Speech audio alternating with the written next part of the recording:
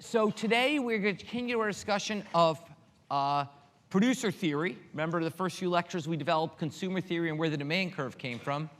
Now we're turning to producer theory and where the supply curve comes from, drawing on a lot of parallels from the math and techniques that we use for consumer theory.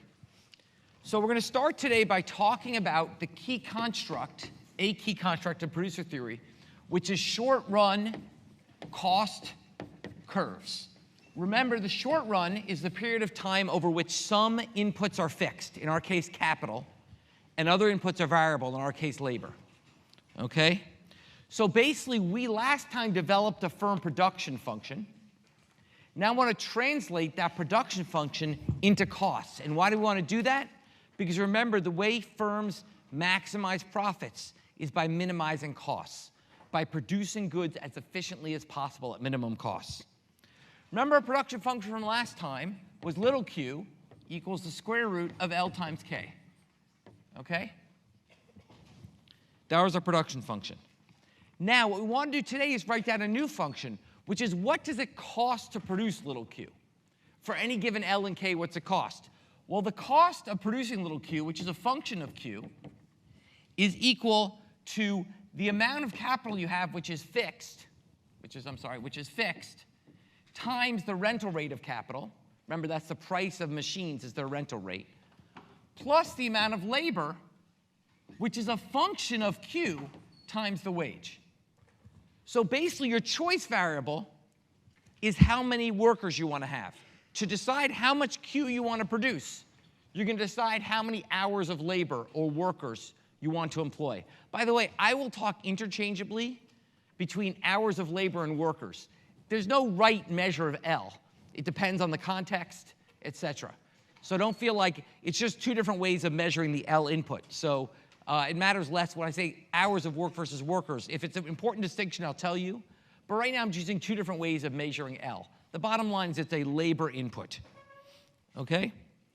So now we want to say, what is the explicit expression for the cost function? Well, in fact, if we know a production function and we know W and R, we can write down a cost function. So we know this production function, and let's assume, for this case, let's assume W equals 5 and R equals 10. Okay? Where'd those come from? I'll teach you that in a few lectures. Remember, we sort of peeled the onion in this class. We're kind of revealing the mystery slowly. Right now, just take those as given. In a few lectures, I'll tell you where they come from. Okay? So we know the production function is Q equals square root of L times K. So we can take that from that production function. We can just flip it and say L equals Q squared over K bar, right? Just squaring that, moving to the other side. Okay? So then we could say that we can rewrite the cost function as C equals 10 K bar, okay, because 10 is the rental rate, plus 5Q squared over K bar. Plugging in from this equation. 5 is the wage rate. Okay? Now, K bar is a fixed number. To make life easy, let's just assume K bar equals 1. It could be any fixed number in the short run. Let's assume K bar is 1 to make life easy. So that says that the cost function we could simply write as 10 plus 5Q squared. That's our cost function. To get that cost function, which is a relationship between the cost of the firm and the quantity they produce. Okay, the cost function relates the quantity produced to the cost. All we do is start with the production function, plug in these parameters, and we end up with the cost function. Okay, so that's how you translate production to costs. Okay? Now, let's look at this cost function for a second, and I want to give you some key definitions that we'll be using throughout this course. Okay? We are going to call fixed costs are going to be costs which are not variable in the short run. Fixed costs are costs which are not variable in the short run. Here, it's 10. The fixed cost in this example is 10. There's nothing you can do in the short run to change your fixed cost because capital's fixed. Variable costs are the costs that can be varied in the short run. In our case, variable costs are 5q squared. So your variable costs are 5q squared. That's the part of cost that you can move in the short run. And total costs is the sum of those two, as expressed there. Total cost is the sum of fixed and variable costs. Now, the key, the single key that will drive production theory is what we're going to call marginal costs. Marginal cost is the differential of total costs with respect to quantity. Okay? So marginal cost is dc dq, which, given that fixed costs are fixed, in the short run is the same as saying d variable cost dq. Okay? In the short run, d total cost dq is the same as d variable cost dq because fixed costs are fixed. Okay? So marginal costs are the marginal cost of producing the next unit. What is the cost of producing the next unit? It's the change in variable costs for the next unit produced. And then finally, we'll define average costs as what they sound like, which is C over Q, total cost over quantity produced. That's average costs. We can graph these various cost curves in figure 6.1. So figure 6.1 in your handout shows the cost curves for our sample cost function, which, remember, is really our example production function, given an RW and K bar. What you see here is the marginal cost, that is d variable cost dq, is equal in our example to 10q. Just differentiating that with respect to q is 10q. Our marginal costs are the line with the equation 10q. Our average costs are this expression over q. So it's 10 over q plus 5q. 10 over q plus 5q is average costs. Okay? How did I get that? I just divided the costs by q. Okay? Also on this graph, you can see average variable costs and average fixed costs. So you can see that the average cost line is a combination of two pieces: an average variable cost, which is everywhere upward sloping, and an average fixed cost, which is everywhere falling. Okay?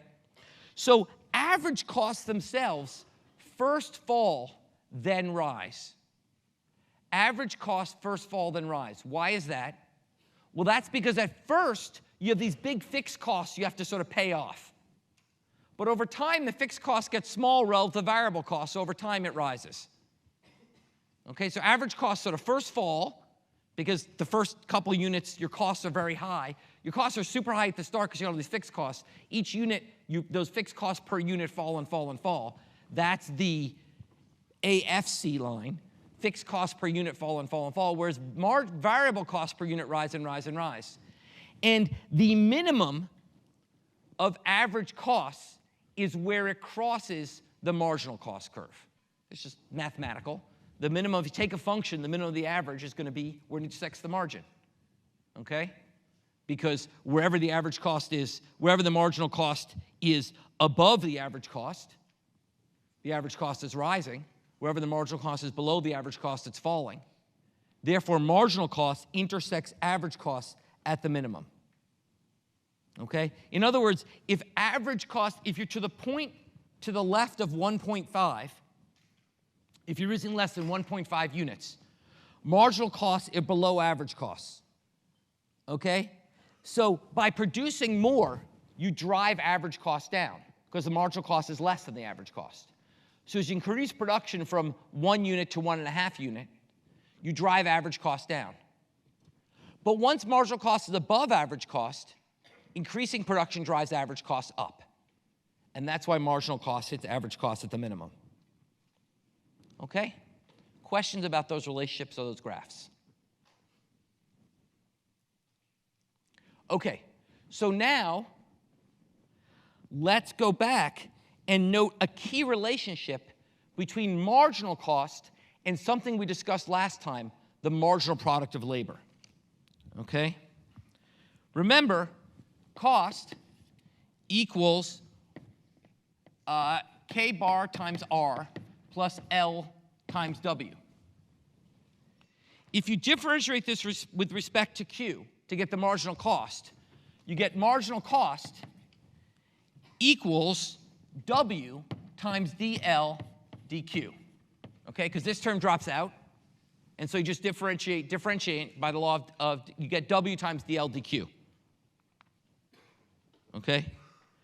So the marginal cost of producing the next unit is the price per unit of labor times how many units of labor it takes to make the next unit. This is the price per unit of labor, W. This is how much labor it takes to make the next unit. So the marginal cost of the next unit is the product of those. But we also know from last lecture, that dQ, dL, we had a name for that. We called that the marginal product of labor. We defined that last lecture. How productive the next unit of labor is was dQ, dL. So we can substitute in to write, that marginal cost equals W over the marginal product of labor. That is, the marginal cost of producing the next unit of the good is higher the more you have to pay each worker, and lower the more productive each worker is. Okay? So as marginal product of labor is very high, unless wage is very high, marginal cost is going to be low. Okay? So basically, what's going to matter is the marginal product of each unit of labor and the wage you have to pay for that unit. Okay? Now, last point I want to make here on definitions. I want to talk about something called sunk costs. I'm going to already contradict something I said last lecture. Last lecture I said in the long run, all inputs are variable. In the short run, only some inputs are variable. We have some costs which in the long run are not variable. Those are called sunk costs.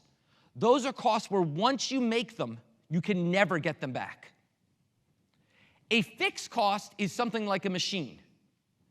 If you buy a machine and you want to get rid of it, you can sell that machine. Or a building. If you buy a building and you want to get rid of it, you can sell that building. A sunk cost is something you can't ever get rid of or sell. The best example would be med school. If you want to be a doctor, you have to go to med school. Having gone to med school, you can't ever ungo to med school.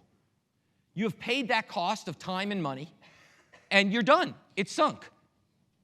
A sunk cost is essentially a long-run fixed cost.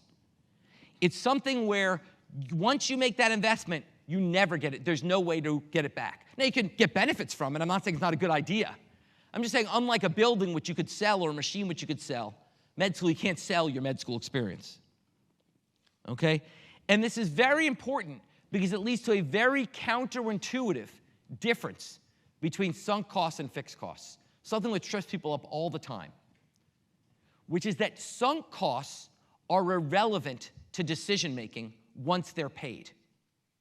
Once you've paid your sunk costs, they are irrelevant because you can't get them back anyway. It's done. Or as economists say, sunk costs are sunk. Doesn't matter.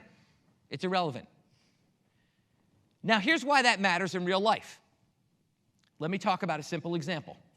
Many of you have heard of the band Journey, classic 80s band. A few years ago, Journey was touring, and they have a new lead singer, this guy they found actually through YouTube, he's from the Philippines, sounds just like the old lead singer. It's kind of cool. So they're playing down in Mansfield, Mass., and I bought a couple of tickets for my wife and I for $125 each, good seats. Then I looked at the set list, and I thought, I don't actually like that many Journey songs. I'm going to sit through this hour-and-a-half concert for like the 3 songs I like. It doesn't really seem worth it. I don't think I want to go. I think I'm going to try to sell these tickets on the secondary market. So I can go to StubHub and sell the tickets.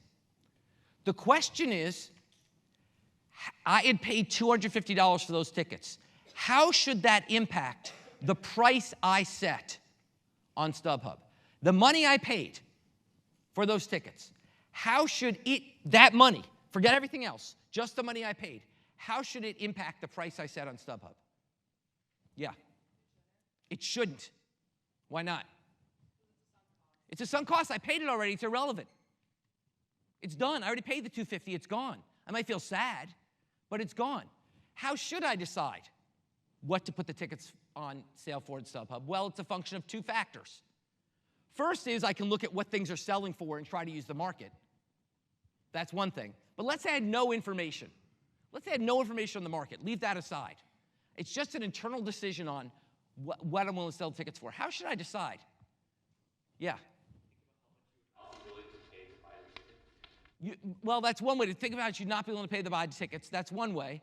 But that's sort of a confusing way. There's another way to think about it. What's another way to think about it? It's related to that, sort of flip of what you said. How should I think about how much I'm willing to how much am I willing? Forget the price that I set, which is a function of what I think the market is. My willingness. How much should I be willing to sell those tickets for? Well, think about it. If I sell the tickets, what am I not doing? I'm not going to the concert. So how much should I be willing to sell the tickets for? Yeah. Yeah, go ahead, white shirt. You had your hand up. Yeah. Yeah, basically, I should sell them for how much I'm willing to pay to go to the show. If literally I don't want to go, then I should be willing to sell them for zero. I should be willing to give them away. I'm not saying I will sell them for zero because I might make money on it, but there's my underlying opportunity cost at zero because I literally would rather sit at home. If I say, yeah, I don't want to pay $250, but if you said you could get Journey tickets for $50 each, I'd go, then I should set the price at $50 each. If someone will pay me more than $50, I sell them. If they'll pay me less than $50, I go. So the amount I should be willing to get should be determined by the opportunity cost of going, not by what I paid for them. That is a very confusing logic. Yeah?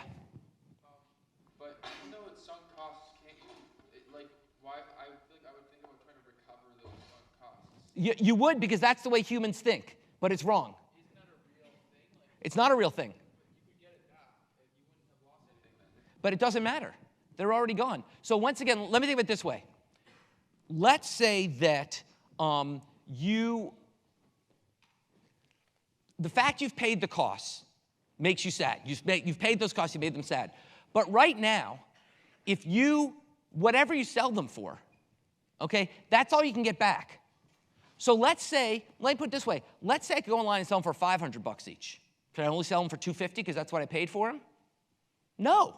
Sell them for $500. So it's irrelevant that I paid $250. If I go sell them for $50, I sell them for $50. If I sell them for $500, I sell them for $500. What I paid is some amount I paid in the past. I may be sad about it. And look, let me be clear. The way you're thinking about it is the way that the world thinks about it, and it's wrong. Okay? I got chastised by my advisor in graduate school because I had plane tickets that I was going to cancel, and I was suffering from the sunk cost fallacy. I was going to say, well, I paid this much for them. And he said, it doesn't matter what you paid for them. What matters is the value to you of flying home. Okay? The sunk costs are gone. Okay? Yeah.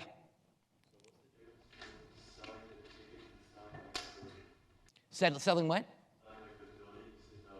Oh, so the difference, that's a great point. The difference is with the building, with the building, I buy it as an investment that I intend to use for a while and then sell. With the tickets I just bought, that I wasn't thinking about selling them. I was thinking about buying them. I mean, for example, I could have bought the Journey tickets as an investment, like a building.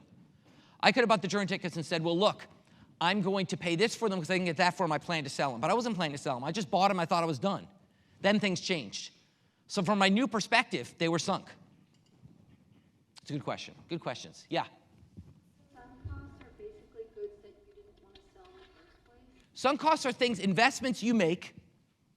You decide, I want to go to med school, I want to go to Journey, okay? And you make those decisions, and then things change. And or they don't change. But the point is, whatever you want to do next, it's irrelevant that you made that decision. You already made it. Now the question is what to do next.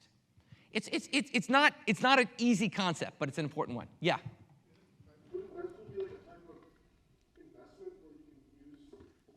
Oh, you use it. And buying Journey tickets was a kind of investment that I would have used to go to Journey. The difference if I decide I don't want to be a doctor. Let's say being a doctor is composed of three things. Going to med school, buying an office, and working every day. If I decide I don't want to be a doctor, I can stop working every day, I can sell the office, but I can't ungo to med school. It's done. So my decision tomorrow of do I want to stay being a doctor, it's irrelevant if I went to med school. I just say, well, how much do I like it? How much money I'm making relative to the cost of the office and the cost of of my time and working every day? Okay? These are great questions because this is exactly the kind of concept that I want you to be able to think differently about coming out of this course. Yeah? Or at least for some costs, does intent matter? What's that? Does intent matter? Well, intent matters in whether we label it fixed or sunk. That was the question here. Intent matters. If you intend to eventually use it and sell it, then it's fixed. If it can't be sold, or you don't intend to sell it, then it's sunk. But that's a fuzzy line. Okay? All right, great discussion. Let's go on. So now, let's talk about the long run versus the short run. The long run versus the short run. The difference in the long run, let's put sunk costs aside now. I'm interested, let's put them aside. Okay, that's more just sort of a fun thing for you to be thinking about in your life. But for most of this class, we'll talk about costs being fixed or variable, not sunk. So let's go back to where we'll just fixed and variable costs. And we want to ask, how do costs differ in the long run to short run? And here there's a relatively simple but important intuition, which is that long run costs will always be at the lower bound of short run costs. The cost of production in the long run are always the same or lower than the cost of production in the short run. To see this, let's go to figure 6.2. This is sort of a hard intuition. Let's go to figure 6.2. In this figure, there's a firm that has 3 possible scales of production. Think of this as 3 different K-bars they can choose. And the way production works is in the short run, you choose a K-bar, you then decide how much L to use, and that's what you produce. But in the long run, you could change your K-bar. So think of a firm who has 3 different K-bar options. And those 3 different K-bar options give 3 different average cost curves. Because you can see, if I change K-bar from 1 to 2, my average cost would change. My average cost would no longer be 10 over Q plus 5Q. Okay? My average cost would be 20 over Q plus 5Q. Okay? If K-bar changed. So think of these 3 curves as 3 different K-bars. Now the firm in the short run has to choose which one it wants. So for example, SRAC1, that short run average cost curve 1, that would be the average cost curve they'd choose if they think they're not going to produce that much. They think they don't have much demand for their good. As opposed to SRAC3, that's the cost curve they choose. They think there's going to be a lot of production. They think there's going to be a lot of demand for their goods. So think of this about how big you build the plant. If you think people aren't going to want much of your good, you build a small plant. Think they're going to want a lot of your good, you build a big plant. And SRAC2 is in between. Okay? So in other words, if the firm wants to produce the amount little q1, the most efficient K-bar to choose is the K-bar that yields SRAC1. Right? If the firm wants to produce little q3, the most efficient K-bar to choose is the K-bar that yields SRAC3. But in the long run, no matter what, since it can re-optimize over K, it can always do better than the short run. It could do, or at least no worse. So if it turns out that in the long run demand is Q1, and you chose SRAC1, great. The long run cost is the same as the short run costs. But if by mistake you chose SRAC3, you can do better in the long run by re-optimizing your capital. It's just like any general scientific rule. The more variables you have to toy with, the more you can optimize. Okay? Here you can toy with 2 variables, labor and capital, so you can do better in terms of minimizing costs. This is not just a theoretical concept. Let's talk about one of the most important companies in America today, which is Tesla. When Tesla was founded in 2013, Elon Musk had to decide how large a battery production plant to build. He built a plant which was the size such that he would sell 20,000 cars in 2017. He figured his demand would be 20,000 cars in 2017. So he built a plant, let's call it SRAC1, because he expected Q little 1.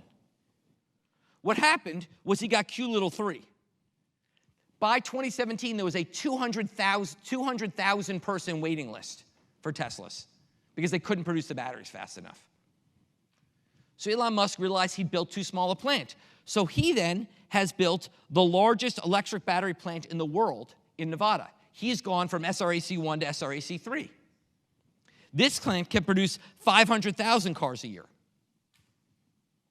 But what if people decide Elon Musk is an idiot and they don't want to buy Teslas anymore? Okay? And all of a sudden Tesla sales fall. Well, that one could be too big. And maybe next time he'll sell that plant and build one in between. The point is, he can always re-optimize depending on how demand turns out to be, so he can always do better. Elon Musk did not produce most efficiently in the short run. So he built a bigger plant. Will he now produce most efficiently? It depends whether demand ends up at Q3 or somewhere else. Okay? Questions about that? So basically the point is, in the long run, it's just like the short run, except you get to choose K-bar, which means you get to take multiple shots at what average. But having chosen K-bar, you're back in the short run. All you can do is vary the number of workers. Okay? So think of the long run as a set of short run games. In each short run, you choose K-bar, you produce as efficiently as possible. Okay? If you turns out you've chosen the wrong K-bar, you then choose a different one the next period, the next long run period. Okay? So now let's talk about long run costs. Let's talk about how we think about firm production decisions and costs in a world where both labor and capital is variable. Okay? So remember last time we developed an isoquant. The isoquant was the choice of all L and K that give the same little q. The choice of all L and K that give the same little q was the isoquant. And you could choose, and basically the point was, along any given isoquant, there are different combinations of L and K that can give you a little q. Just like along an indifference curve, there are many combinations of pizza and cookies that make you equally happy. So the question is, how do you decide which combination to use? Well, to do so, we create, just like in consumer theory, we solve the problem by creating a budget constraint. In producer theory, we solve the problem by creating an ISO cost line. The ISO cost line, which is basically the firm's budget constraint, if you will. The ISO cost line is the line which gives you the costs of labor and capital that help you choose which combination you'd like to choose. So I'm not saying it well in words. Let's go to the graphs. Okay, here's some ISO cost lines. Remember, I assumed that the wage was 5 and the rental rate of capital was 10. Okay? So basically, these lines are combinations of capital and labor that yield the same total level of costs. The combination of capital and labor that yield the same total level of costs. So you see the $50 ISO cost says if you want to spend $50, you could either have 10 units of labor and no capital, 5 units of capital and no labor, or some combination in between. But if you want to spend $150, you could then have 30 units of labor and no capital, or 15 units of capital and no labor, or some combination in between. So it's basically the combination of capital and labor that yield the same total cost. Okay? And what is the slope of the ISO cost line? Well, the slope is minus W over R, minus the ratio of the price of labor to the price of capital. Okay? What does this say? This says that you have to give up half a unit of capital to get a unit of labor. It's back to opportunity costs. For a given total cost of production, if you want one more worker, you're going to have to give up half a machine. Okay? For a given total cost of production. So that's the slope of the ISO cost line. So then we say the firm, to minimize costs, will use the efficient combination of labor and capital to produce any level of goods. And how do we get that? We get that by the tangency between the ISO quant and the ISO cost.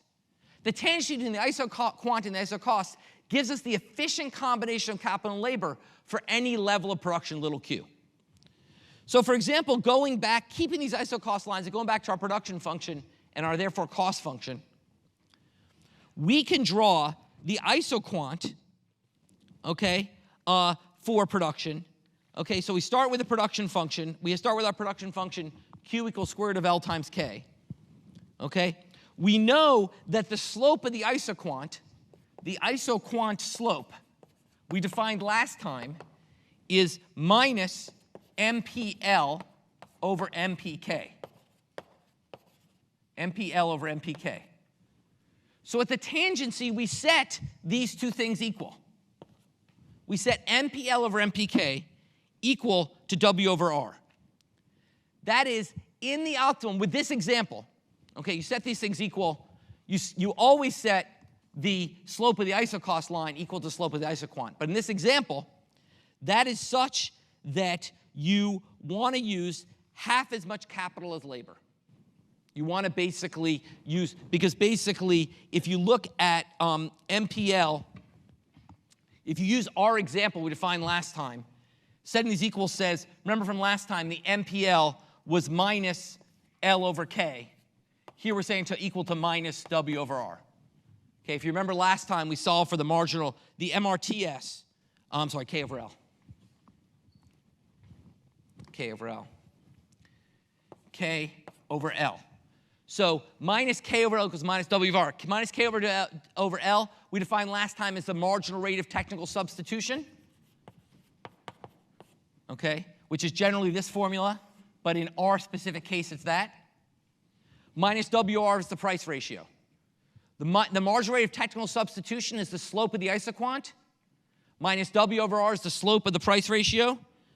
Here, in our example, we know that equals minus a half. So in this example, you want to set K over L equal to minus a half. You want half as much capital as labor. Okay? Why is that? Well, same intuitions with consumers. Okay? The market is telling you it's going to cost half as much to have a worker as a machine.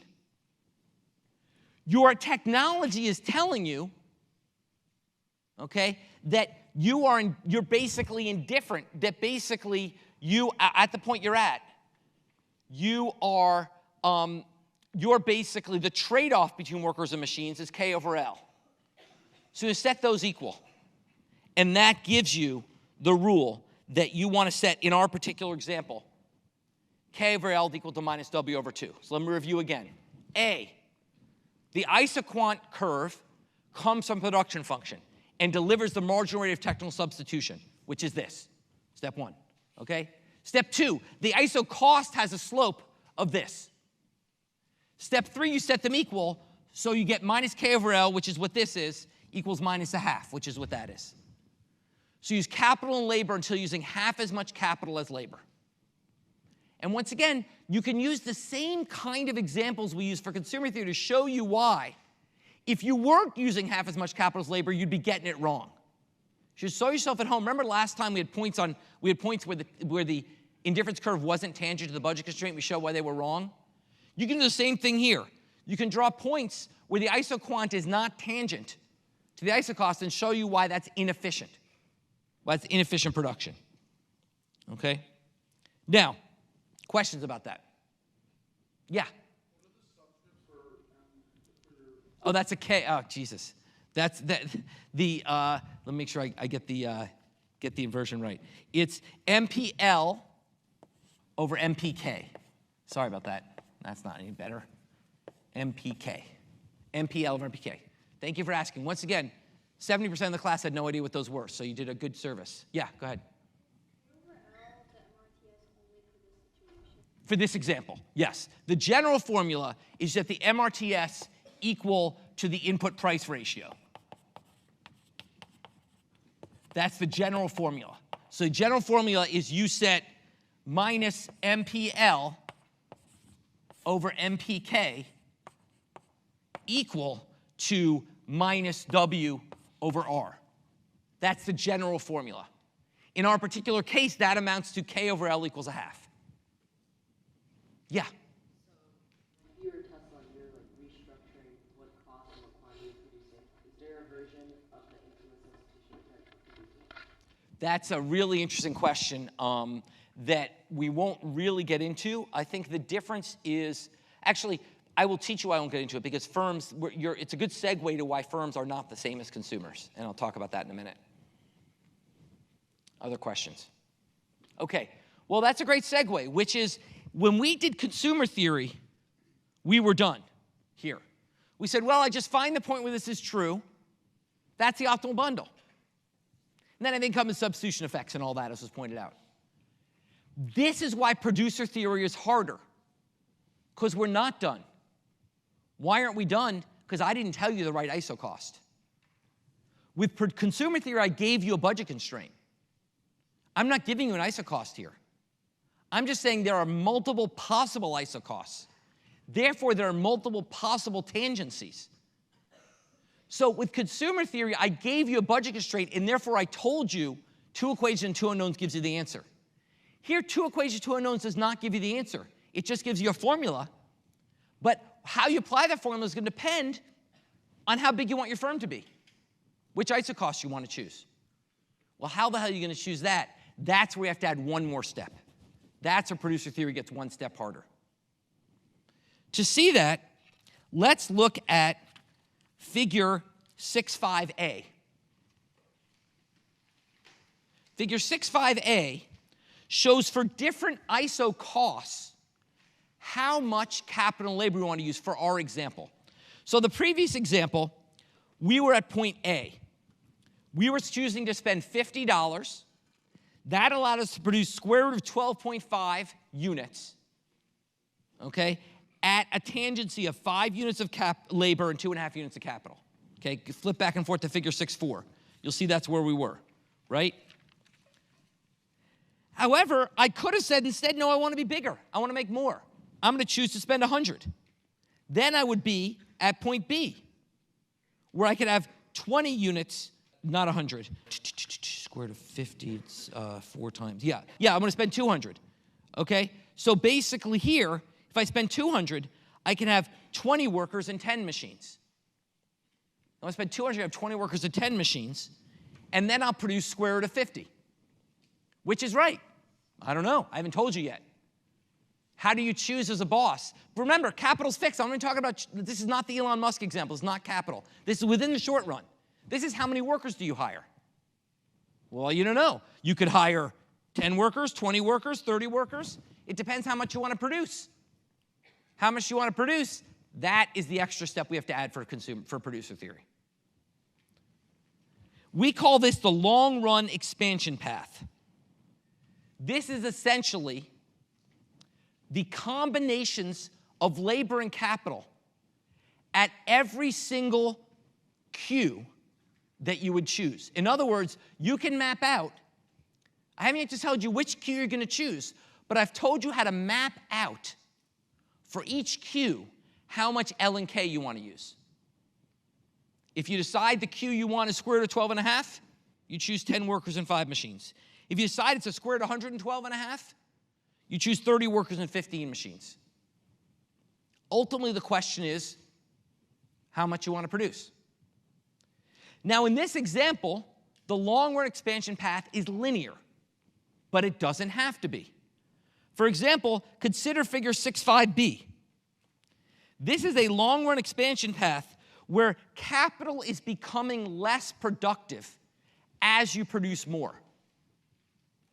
Okay? In 6.5a, no matter how much you produce, you always want to use half as much capital as labor. That ratio never changes. In 6.5b, it does change. That means it's a different production function. I haven't written down the underlying production function for 6.5b, but it's a different production function. The ISO costs are the same. The cost of labor and capital, labor is always half the price of capital. But it's a different production function which has the feature that as you produce more and more, capital becomes less productive. You might think of this as something like a McDonald's long-run expansion path. Once they've got the fryolator and the building, then what really matters is how many more workers you employ there, cranking stuff through. So that's a case where, in some sense, each initial unit of capital, the fryolator isn't that productive. Okay, it's really labor, which is really the thing which you want more and more of as you expand. Alternatively, you could have something like figure 6.5c, which is an expansion path where capital becomes more productive and labor becomes less productive. That is, so that is, you are choosing relatively more and more capital compared to labor. So let's compare 6.5b to 6.5c. In 6.5b, when you go from point A to point C, you go from 4 workers to 15 workers, but only 3 machines to 7.5 machines. Okay, go from point A to C in 6.5b. The number of workers goes up almost 4 times. The number of machines only goes up 2.5 times. On the other hand, with figure 6.5c, the number of workers going from A to C goes from 7 to 16, which is a little more than twice. The number of machines goes from 1.5 to 7, which is almost 5 times as much. Capital's becoming more productive, workers are becoming less productive in 6.5c. This might be something you might have for like a heavy machinery plant, okay? Where over time, you want more and more machines and you need fewer and fewer workers to run them. The point of this is not to say that I can tell you what these specific examples are, and each of these obviously have different production functions under them. It's just to show you that long-run expansion paths can vary in the real world. It's basically a question of, as you want to produce more, does labor and capital become equally more productive? Okay? Questions about that? Yeah?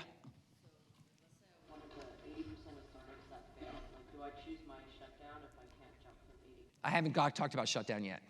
You're a bit ahead of me. That is related to how you're going to decide on your Q. And I'm going to get to that next lecture. Okay? So next lecture, I haven't told you yet how you choose Q. But next lecture I will. I'm going to choose the one extra step that lets you choose Q. But before I do, I want to ask a sort of existential question, which is, how do we actually measure costs in the real world? Step 4, measuring costs. And this is where I get to tell you that economics is just cooler than accounting. And let me explain why. Okay? Accounting only considers the cash flow costs that you have when you start a firm. Economics, more appropriately, considers opportunity costs as well. Okay? So profits is revenue minus costs. We're going to focus on the costs here. Costs in accounting are literally what you spend. In economics, they're what your opportunity cost is, and those could differ. So let me give you a simple example. You're going to start a website design firm when you graduate. It's kind of out of date, but, you know, whatever. Okay, you're going to start a website design firm when you graduate. Okay? And that involves you working full-time plus some slave programmer you can hire for $40,000 a year. Okay? So you're going to work full-time and hire the programmer for $40,000 a year. Moreover, the programmer, you don't even need to buy a computer for the programmer because you have an extra computer that's got 1 more year before it becomes useless. So you can give that computer to the programmer, and they can use that for the year. So you're going to have a 1-year company, okay? You're going to work full-time, you're going to pay your programmer $40,000, and you give your programmer this computer you have that's 1 more year to work. And let's say your goal is by the end of year 1, I want to be making a profit. Okay? My parents will be mad at me if I take more than 1 year at this. By the end of year 1, I want to make a profit. And let's say at the end of year 1, your revenues are $60,000. We could say to your parents, who are accountants, well, gee, I earned $60,000. I paid my programmer $40,000. That's my cost. So I made profit of $20,000. See? My company's great. Your accounting parents, let's say you have an accounting mom and an economics dad. The accounting mom is fooled, but the economics dad is not. Because what does the economics dad point out? Yeah. Yeah, well, go on. Let's talk about your time. There's an opportunity cost of the year you spent with this firm, and you're an MIT graduate, for God's sake. Who knows? You could have made like, I don't know, 100K, 200K. Who knows what you guys make these days? Okay? Let's say you could have made 100K. You did not make 100K by starting this firm. That is a true economic cost. It's not an accounting cost, but it's a true economic cost. It's an opportunity cost. You gave up 100K to do this. Moreover, that computer that still had 1 year left, you could have sold it for something. There's an opportunity cost to giving it to this guy. You could have sold it. Let's say you could have sold it for $1,000. So your opportunity costs are 101,000 plus the 40. Your total costs are 141,000. This was a terrible idea. Okay? Your total costs are 141,000. You've lost $81,000. Okay? Opportunity costs are real costs. Opportunity costs are the value of the next best foregone alternative. Remember, that's why we call economics the dismal science. We point out nothing's free. Your time wasn't free. The time you dedicated to this firm meant you could have been doing something else. And that's not free. Okay? And as a result, you are not making money in this company, even if you think they are. You are. Okay? It's not saying we shouldn't do startups that lose money in the first year. Obviously, most startups lose money in the first year. Okay? We'll get to that later in the semester about how you think about companies that lose money in the first year and make money in the second year. We'll come back to that. But in this simple example, you shouldn't fool yourself to think that you actually made money because of the opportunity costs. Okay? Questions about that? All right, let's stop there. Thanks again for all the great questions today. And we'll come back Wednesday and figure out how we pick our Q.